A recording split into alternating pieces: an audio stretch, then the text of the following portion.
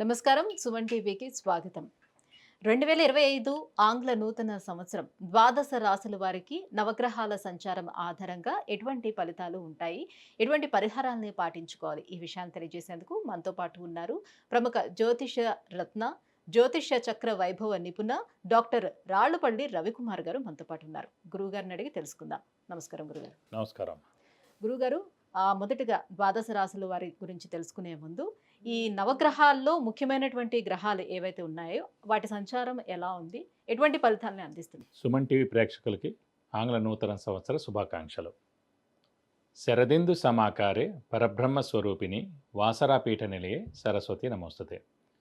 ఇది మనం new year గురించే చెప్పుకుంటాం. న్యూ ఇయర్ అంటే మనకి జనవరి 1 2025 నుంచి డిసెంబర్ దాకా అనుకోండి. సో ఇదేం ఉగాది ఫలితాలు కాదండి. సో ప్రేక్షకులు మీరు కూడా తెలుసుకోండి. ఎందుకంటే మనకి ఉగాది వచ్చేది ఇంకా చాలా టైం ఉంది. మనకి ఏప్రిల్ నుంచి అనుకోండి. సో ఉగాది ఫలితాలు మళ్ళీ మనం చెప్పుకుందాం. ఇందాక చాలామంది ప్రేక్షకుల కోరికపై న్యూ ఇయర్గా ఎలా ఉంటుంది ఈ ఏడాది అంతా అనేది చెప్పుకుందాం. మనకి మెయిన్ 4 గ్రహాలండి. ఒకటి గురువు, ఒకటి శని, ఒకటి రాహు, ఒకటి కేతు. మిగతా 5 కూడా గ్రహాలే. చంద్రుడు అనుకోండి ప్రతిరోజు ఒక నక్షత్రం నుంచి ఇంకో నక్షత్రం మారిపోతాడు. సో ప్రతిరోజు మనం చెప్పుకోలేం జాతకం అనేది. సో ఒక రోజు ప్రతిరోజు నడుస్తున్నందుకు ఈ చంద్రుడు మనం ప్రతిరోజు ఒక పాయింట్ ఏం చెప్పలేం. కొత్తగా పాయింట్ వెంటనే ఇప్పుడు జాబ్ వస్తుంది, వెంటనే పెళ్ళి అవుతుంది, సంతానం కలుగుతుంది, ఇవన్నీ ఒక రోజులో జరిగేవి కాదు. సో అలాగే మనం బుధుడు తీసుకున్న 20 రోజులకి ఒక రాశి నుంచి ఒక రాశి మారుతాడు. అలాగే శుక్రుడు తీసుకుంటే 20 రోజుల నుంచి ఇంకో రాశిలోకి మారుతాడు. కుజుడు తీసుకుంటే 45 రోజులు. అలాగే మనం ముఖ్యంగా శుక్రుడు తీసుకుంటే 20 రోజులు. సో రవి ఒక్కటి నెల రోజులు, కుజుడు 45 రోజులు.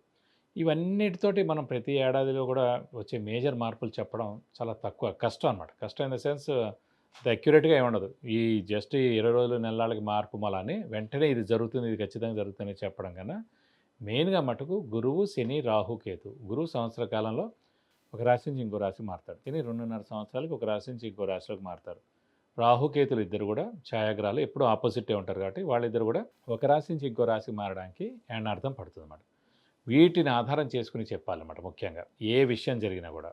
కాబట్టి ముఖ్యంగా గురువు వచ్చేసి మనకి 15 మే 2025 నుంచి మనకి ముఖ్యంగా మిథున రాశిలోకి ప్రవేశిస్తున్నాడు. అలాగే శని 30 మార్చ్ 2025 నుంచి మీనరాశిలోకి ప్రవేశిస్తున్నాడు. ఇక రాహుకేతు ఇద్దరు కూడా సేమ్ డేట్ 18 మే 2025 నుంచి మనకి రాహు కుంభరాశిలోకి వస్తాడు. అలాగే కేతు సేమ్ 18 మే 2025 నుంచి సింహరాశిలోకి కేతు వస్తాడు. ముఖ్యంగా మొన్న కూడా చెప్పుకున్నాం మనం, అక్టోబర్ 20 తారీఖు నుంచి కుజుడు నీచలో ఉన్నాడండి. సో ఈ కుజుడు నీచత్వం 21 జనవరి 2025 వరకు ఉంది. అంటే ఈ జనవరి 2025 21 తారీఖు దాకా ఉంది. మళ్ళీ ఇంకొకసారి 3 ఏప్రిల్ 2025 నుంచి 5 జూన్ 2025 వరకు కుజుడు నీచలో ఉంటాడు. సాధారణంగా ఈ కుజుడు మెయిన్గా న్యాచురల్ కెలామిటీస్ కారకుడు. అంటే ఎర్త్క్వేక్. లాస్ట్ టైం మనం ఎందుకో చెప్పుకోలేకపోయాం. ఈ న్యాచురల్ కెలామిటీస్ అనే వర్డ్ వాడడం కానీ చెప్పుకోలేకపోయాం. సో ఎర్త్క్వేక్ కానివ్వండి, మేజర్గా తుఫాన్లు కానివ్వండి, పంచభూతాలు ఏవైతే సృష్టిస్తాయో నీరు ద్వారా కానివ్వండి, భూమి ద్వారా కానివ్వండి, లేకపోతే ఫైర్ అగ్ని ద్వారా కానివ్వండి. సో ఇలాంటి ఈ పంచభూతాల సాక్షిగా ఏదైనా ప్రళయం సంభవించేందుకు అవకాశం ఉన్నాయి. ఇది కాకుండా కుజుడు మెయిన్గా కారకుడు. ఎలక్ట్రికల్ అనుకున్నాం, ఫైర్ ఏదైనా అంటుకోవడం కానీ, సెక్యూరిటీ కూడా కుజుడే అండి. అలాగే సెక్యూరిటీ ల్యాబ్స్ అవ్వడం కానీ, షార్ట్ సర్క్యూట్ అవ్వడం కానివ్వండి, మెయిన్గా వెహికల్ యాక్సిడెంట్స్. అలాగే ఫ్యాక్టరీలో పనిచేసే వాళ్ళు వర్కర్స్ ఉంటారు, ఇండస్ట్రీలో పనిచేసే వర్కర్స్ ఉంటారు, అక్కడ ఏమైనా పేరడం కానీ లేదంటే అంటుపోవడం కానీ. ఇదే కాకుండా ఈ ఎన్కౌంటర్స్ ఇవన్నీ కూడా జరుగుతుంటాయి. ఇలాంటి చోట్ల కూడా అనవసరంగా మన పోలీసులు కూడా కొంతమంది చనిపోవడం జరుగుతుంది. అలాగే ఆర్మీ వాళ్ళు కూడా కొంతమంది చనిపోవడం జరుగుతుంది.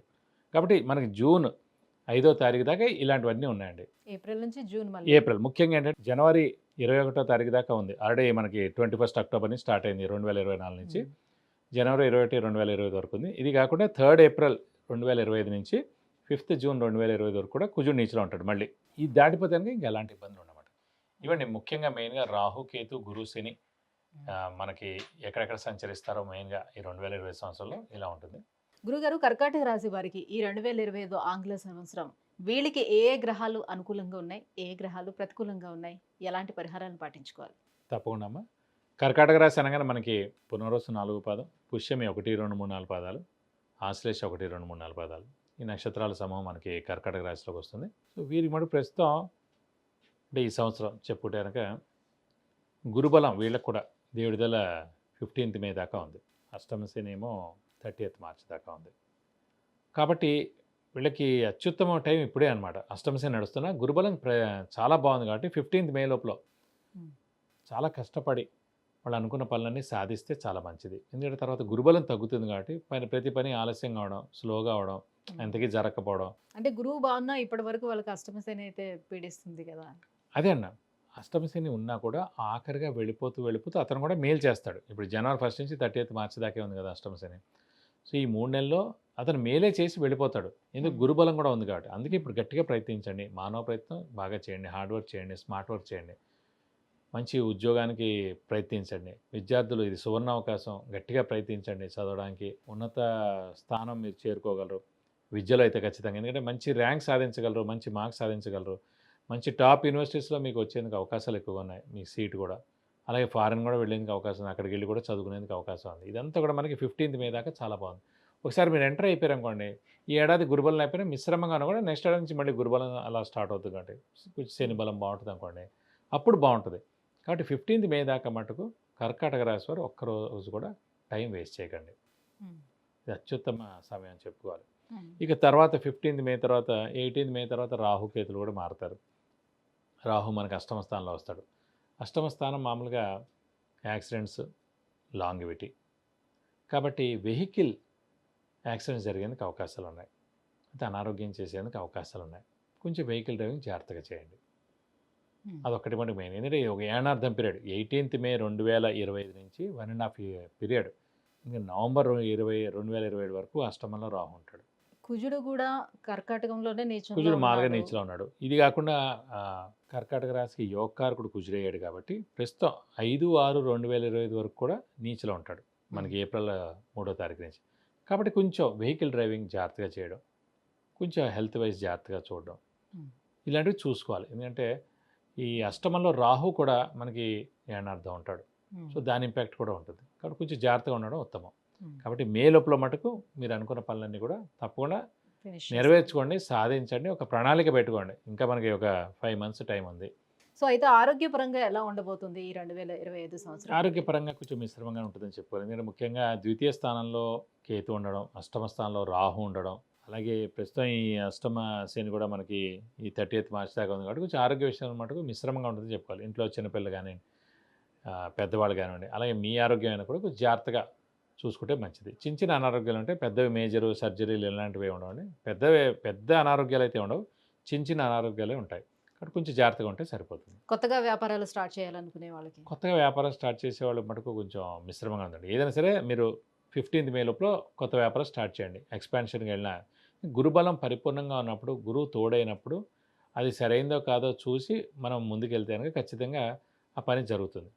15th మే తర్వాత మనకి వ్యయ స్థానంలో గురువు వచ్చేస్తాడు. గురుబలం తక్కువగా ఉంటుంది కాబట్టి ఏ పని చేసినా కూడా నష్టం చేకూరేందుకు అవకాశాలున్నాయి.